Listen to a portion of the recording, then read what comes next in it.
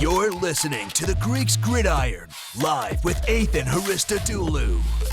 What's up, everybody, and welcome back to another edition of the Greeks Gridiron, and a USFL edition at that. We are now just 5 days away from kickoff for the 2023 season of the USFL. The excitement is in the air. I hope that you're looking forward to it just as much as I am, and we're getting close to wrapping up our Meet the Coaching Staff series, and today I am going over the New Jersey Generals. So, Generals fans, if you're new to the league or if you've been around, we're sitting here, we're talking your coaching staff. I'll go over the two coordinators and the head coach a little more in detail. But without further ado, let's just dive right into things now, shall we? Oh, and before we get rolling, picks for week number 1. I can't even believe we're saying that. Picks for week number 1 of the USFL drop this Thursday, so make sure you hit that subscribe button. Do not miss out if you are not already a sub. We're rolling through the entire season. We'll be doing picks, power rankings, breakdowns of every single week. I'm doing all of it as we roll through the season, so you do not want to miss out. But starting off with all of the coaches that you will see on the sideline for this season of the USFL. Obviously, Mike Riley is returning as the head coach of the Generals, back again after leading the team to a 9-1 record last season. The assistant head coach and offensive coordinator, and also working for the O-line as well, is going to be Steve Smith. The quarterbacks coach and wide receivers coach, double duty there for Zarek Rollins. Desmond Walker is going to be your defensive line and assistant special teams coordinator. Jay, and I believe that's Lockie, or it might be Losi. One of those two. I'm not 100% sure, to be honest with you. Tight ends coach, running backs coach, and he's also doing assistant special teams. A lot of focus on the special teams this year, and when you look at the way the Generals kind of handled special teams last year, they were pretty darn good at it. Steve Hagan is going to be the actual special teams coach and wide receivers coach, so a little bit of double dipping there with the wide receivers as well. There's a lot of double dipping with the Generals team here in terms of just people doing more than just one thing, but they have the same number of coaches as every other team in the league, but a lot of double dipping with assignments. Ted Cottrell is going to be your defensive coordinator and linebackers coach. Antonio Banks is going to be working the secondary, and again, another one, assistant special teams. And then we have Sheldon Dawson, who is assistant to the secondary, and again, assistant to the special teams. There is a heavy focus on that third phase of football, and I actually really like that because it's very clear, based off of what we saw from the Generals last year, they were very good when it came to special teams, and obviously, Cavante Turpin, hello, but a lot of focus went into that, and it made a really big difference for them. They had some of the longer punt returns averages for the last season. They also, in terms of kick return as well, they were a really good team in that third phase of the game, and that's something that seems to get lost from time to time. So it's fun to see that the Generals are still going all in on focusing on that third phase of the game and really putting in a lot of assets there. Now, as for the three big ones, the head coach, the offensive coordinator, and the defensive coordinator, let's get to know them a little bit more. If you're a seasoned USFL fan, you already kind of know probably the majority of what I'm about to talk about. Maybe a few things here and there you might not know. But for those of you that are new to the USFL, this is more so for you guys. I want to introduce you to who you're going to see on the sideline and the three guys that are leading the way for this team. We'll start off with head coach Mike Riley, who is the head coach again in 2022, led the team into a 9-1 season, falling to the Philadelphia Stars in the semifinals of the playoffs. His coaching career spans all the way back to 1975. He has been around the block and back again numerous times. He started off as a graduate assistant at California. He started early on in his career as a defensive coordinator and secondary coach for Linfield. He's had stints as head coach in the NCAA, the CFL, the NFL, and now obviously the USFL these last couple of seasons. He spent time as an offensive coordinator from 1993 to 1996 as both offensive coordinator, quarterback, and assistant head coach for the college USC. He was Oregon State's head coach from 2003 to 2014, a nice long stretch there. And then from 2015 to 2017, he was leading the way over in Nebraska. He's 7-3 in NCAA bowl games, so a guy who does know how to win and come out on top. And he notably spent 3 years as the San Diego Chargers head coach in the NFL as well. So again, Mike Riley, a guy that just knows an absolute ton about football, and he's been doing this now for almost 50 years at a very high level in a lot of notable places. Now, when you look at Mike Riley, one thing I really wanted to focus on is how you're going to really see his offense operate. Because yes, he started out more so on the defensive side, but the offense has been more of his heavy focus here. His offenses have been predominantly built on single back sets, and you saw a lot of that from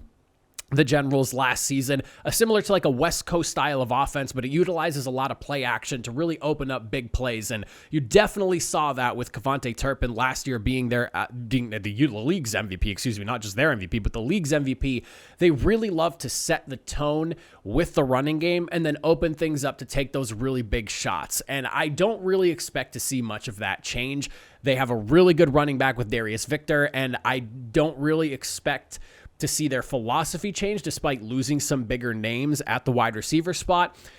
Typically, for the most part, Mike Riley's been able to field a guy or two that's been really good in terms of receiving, and I expect that, minus Cavante Turpin, you're probably going to just try to find that production from elsewhere. But with a really sound running game that they already established last year and a clear willingness to attack downfield and open up and honestly force defenses to play far more honest, because you could be pounding the rock and, teams want to inch closer to the line of scrimmage, stack the box a little bit more, maybe get the 7th or 8th man inside there, but you can't, because you know that this offense will hurt you over the top if you give them the opportunity to. So keep in mind, if you did not watch last year, the Generals kind of followed that like word for word almost. When I think of the Generals and just the way they were able to completely wear teams down in the running game and then hit big money shots left and right.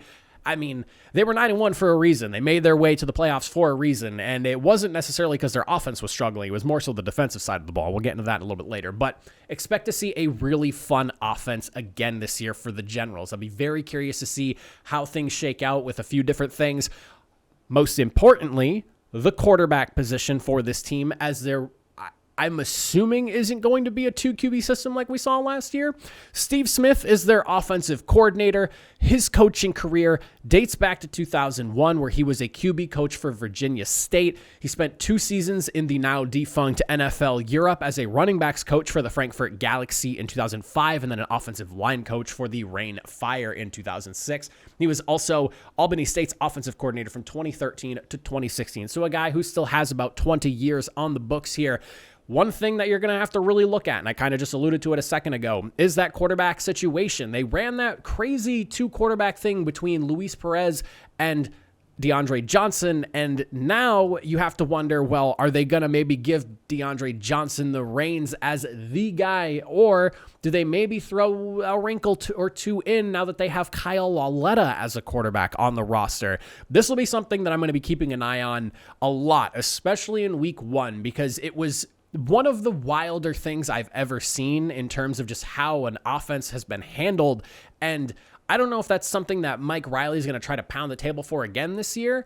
I really think you need to stand behind one quarterback and let him be your guy and lead the way. And since DeAndre Johnson was already there last season, he does get a slight leg up in the race for that QB1 spot. So I'm hoping to see a 1 QB system, but would I be opposed to the wackiness, I guess you could say, of a 2-quarterback system? Absolutely not. We're looking for football in the spring, and I'm looking for entertainment as well. And it was one fun thing to watch last year with watching them kind of swap in and out. But I would really like to see them stick with one guy. And for me, I think DeAndre Johnson, at least to start, would make a lot of sense, just because, again, he's already been there, and he worked in the system last year. So I'm expecting Johnson to go week 1 as QB1. And then another thing that we're going to be looking at here is going to be the wide receiver room and how that's going to be handled. Obviously, I've talked about this already a little bit here, but 2022's league MVP, Cavante Turpin, gone. He was no longer in the USFL. The Generals are going to have to figure out a way to kind of replace the production that they lost from him. Thankfully, Alonzo Moore is back. He was a really solid option for them in the wide receiver room, and you're obviously getting that, like I said, Darius Victor back. You're also getting Trey Williams back, your 1-2 punch at running back, the league's 3rd and 2nd leading rusher, and Darius Victor led the league in touchdowns with 9. So, I mean, you have a really good opportunity to while the Cavante Turpin is a massive loss, don't get me wrong, you have a good opportunity to really mitigate that loss because you have some decent options returning this year. But on top of that, you still have a strong running game with 2 running backs. And Trey Williams, man, he really surprised as like the secondary back there last season. So it doesn't hurt as much not to have him, but they do have some guys waiting in the wings to potentially step up. You have Randy Satterfield, 6'4", 210 pounds, a big dude. And you also have Cam Eccles-Looper, who did a lot in special teams last year as well, that are set to step up and maybe fill in some of those roles that are now wide open with Cavante Turpin being gone. But it'll be interesting to see where they find their production from. Because like I said, as I was talking about Mike Riley's offense earlier, they love to establish the run, break things down over the middle, and then from there, you just start taking shots left and right. You have to force the defense to decide, are they running the football? Are they going to run a bootleg to the outside and hit us down the field for a 30, 40-yard gain across, down the sideline, whatever it may be. That's one thing about Mike Riley's offense is that when it works, it hurts defenses, and they have that 1-2 punch at running back still. So I expect to see them be productive again. It's just a matter of who does that guy end up being that really steps up and takes over that Cavante Turpin role. As for the defensive side of the ball here, we're looking at Ted Cottrell, and this is another guy way back, all the way starting in 1973. So somebody who does have 50 years experience as a coach, or as at least been around the coaching world within the last 50 years.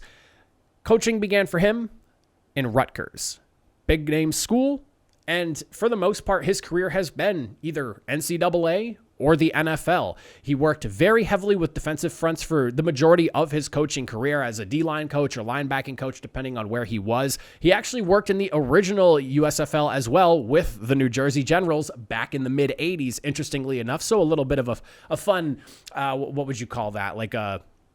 I can't think of what it is off the top of my head, but like, can you guess this answer? It's one of those things. I forget what that's called, but regardless, a little factoid for you.